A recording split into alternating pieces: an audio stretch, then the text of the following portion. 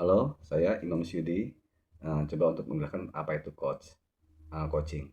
Coaching adalah kegiatan yang dilakukan oleh seorang coach untuk memfasilitasi coachee melalui percakapan yang intensif agar coachee memperoleh tujuan yang jelas, bisa menentukan langkah-langkah yang harus dilakukannya, dan bagaimana dia mengelola sumber daya yang dia miliki untuk mencapai tujuan tersebut.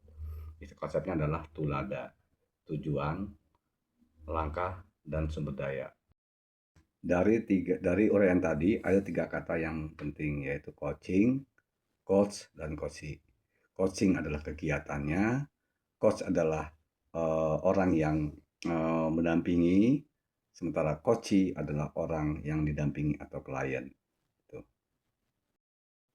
Konsep coaching adalah inside out, artinya coach menggali dari coachee agar dia menyadari potensi dan kapasitas yang dimiliki, sehingga coachee bisa menentukan tujuan yang ingin dicapai, menentukan langkah atau tahapan yang harus dilakukan, dan memanfaatkan sumber daya seoptimal mungkin.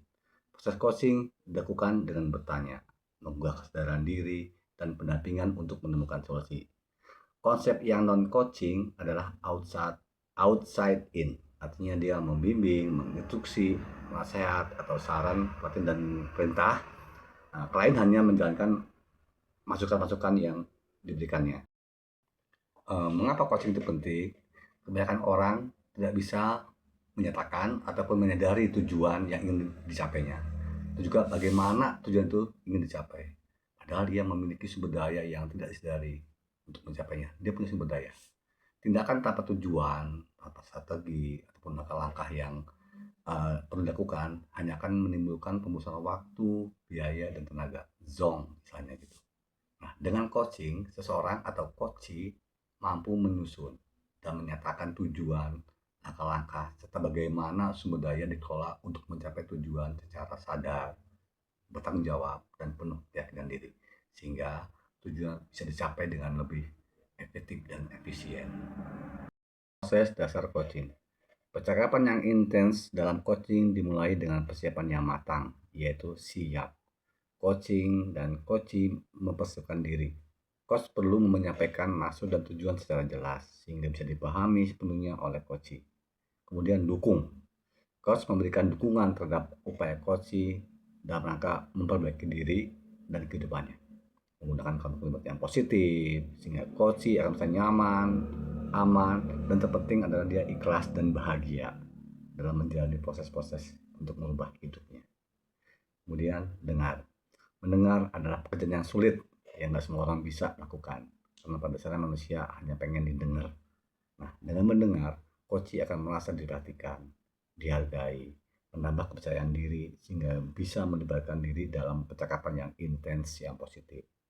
Mendengar tidak hanya melalui telinga, tapi juga bisa dengan tatapan mata, mengangguk setuju, gestur tubuh yang fokus, dan berkomentar secara positif, serta sikap-sikap yang mendengar secara seksama.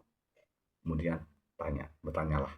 Lakukan pertanyaan terhadap apa yang coach sampaikan. Jangan berkonteks. Karena tujuan pertanyaan adalah memperjelas tujuan yang benar-benar ingin dicapai. Mengetahui kompetisi yang dimiliki oleh coach, menumbuhkan kesadaran coach untuk mengambil keputusan terhadap tujuannya. Dan juga mampu menyusun langkah-langkah yang harus dilakukan. Dalam proses tanya jawab itu dilakukan dengan teknik tes, cek, klarifikasi, dan eksplorasi menggunakan kalimat tanya yang 4W1H itu. Jangan ada tendensi yang menyudutkan apalagi menghakimi. Itu membuat coach akan merasa terjalimi, bukan tidak akan terjadinya proses coaching di situ.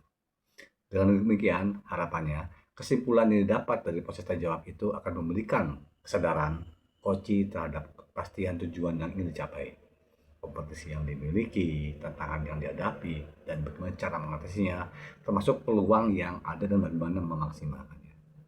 Nah, dari uraian tersebut semua itu menunjukkan pentingnya proses dasar agar coaching dapat berjalan optimal dan maksimal.